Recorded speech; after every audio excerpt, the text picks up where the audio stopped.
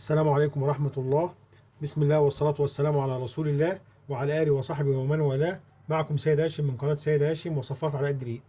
النهارده طبعا احنا في الشتاء، والأكلة دي على طول مفضلة في الشتاء عشان طبعا بتدفي وكده وبرضه اقتصادية. فهنعمل عدس بالشعرية. هي وجبة خلاص مش هتاخد مننا أي وقت خالص. طبعا المكونات بتاعتنا عدس مصري زي طبعا الكمية اللي انتوا عايزينها، ده نص كيلو.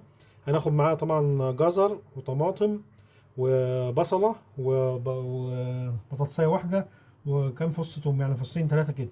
وطبعا الشعريه بتاعتنا بعد طبعا ما العدس يستوي، والتوابل بتاعتنا ملح وفلفل وكمون ومكعب مرق. طبعا لو في كرفس مفيش مشكله، اللي انتوا عايزينه كله. طبعا اول حاجه هنجيب حله على النار وهنستنى لما تغلي معانا، وبعد كده نضيف العدس. هتغلي وارجع لكم تاني. كده المكونات بتاعتنا غلت اهو. هننزل بالعدس بتاعنا الكميه كلها.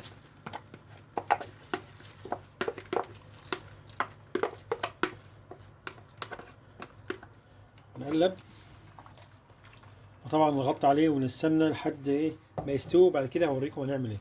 بعد ما ضربنا العدس في الخلاط بعد ما استوى، هننزل في حله تانية فاضيه. هننزل كده، اللهم صل على النبي. طبعا نعلي عليه طبعا هو سخن معانا شويه.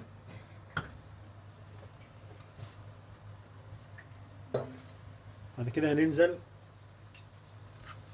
بالتوابل بتاعتنا اللي هي الملح والفلفل والكمون ومكعب المرق.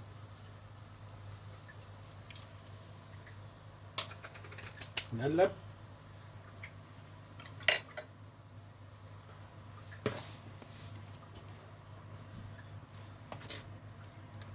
اللهم صل على النبي.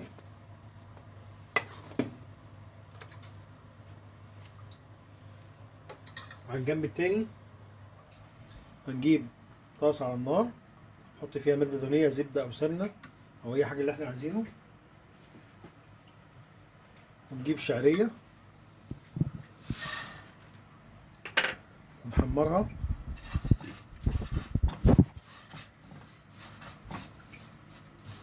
طبعا احنا بنعمل كده الأول، بنحمر الشعرية ونحطها على العدس، لأن في ناس بتحمر الشعرية وبيحط العدس عليها. طبعا دي بتلزق تحت في قعر الحلة، مبتبقاش كويسة. طبعا بنحمرها كده ونحطها من فوق الوش.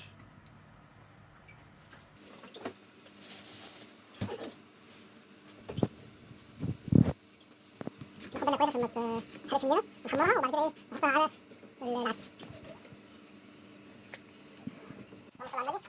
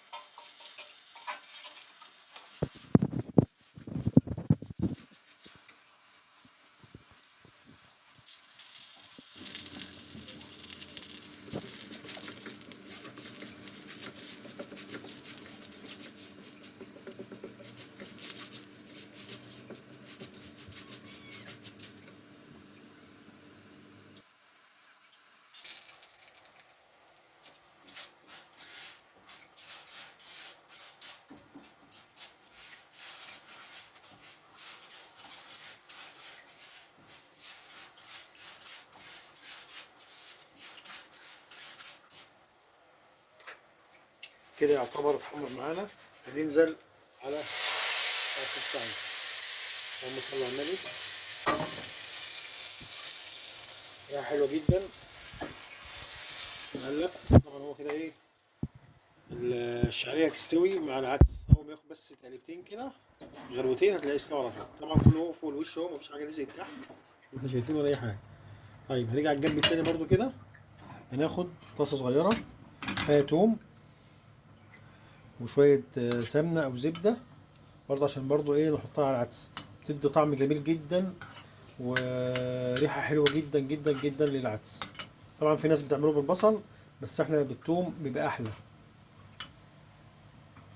جربوه ومش هتندموا ان شاء الله. متنسوش تشتركوا في القناه وتدعموا وتفعلوا زر الجرس ولايكات بقى، واي حد عايز حاجه يقول لي هعملها له.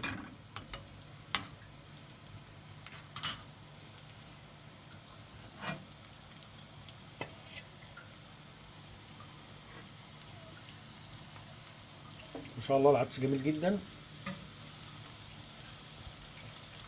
جربوه هيعجبكم قوي والله.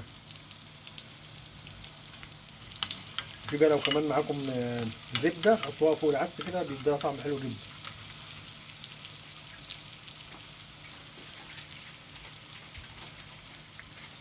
العدس ده طبعا ممكن ناكله كده تغمز عادي، ممكن نسقيه بس طبعا بيخفوه شويه عن كده، بطعم حلو، او ممكن شوربه، يعني اي حاجه بيبقى طعمه جميل جدا، وبيدفي في الشتاء ومغذي جدا جدا جدا للكبير والصغير.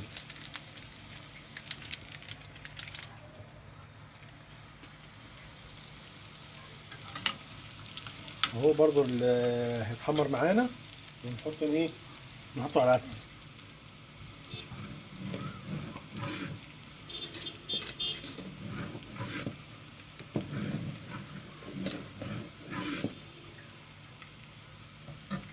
خلاص اهو، هو بيتحمر معانا اهو.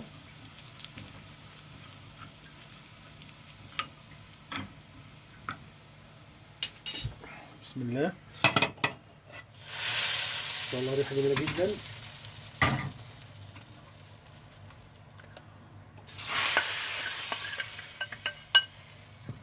ما شاء الله، اللهم صل على النبي، ريحه جميله جدا والطعم احلى باذن الله.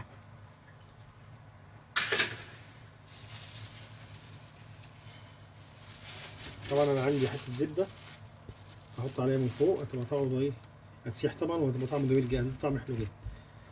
كده يعتبر العدس بتاعنا خلص، هنغرف وهنوريكم الشكل النهائي بعد ما نغرف.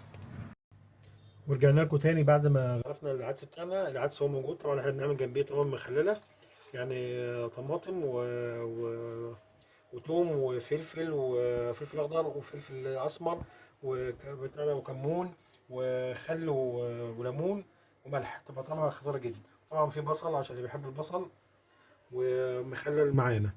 لو عجبكم الفيديو وعجبكم الوصفه، طبعا هي سهله بس طبعا ايه يعني، بحب اقدم لكم كل حاجه مصريه حلوه اصيله.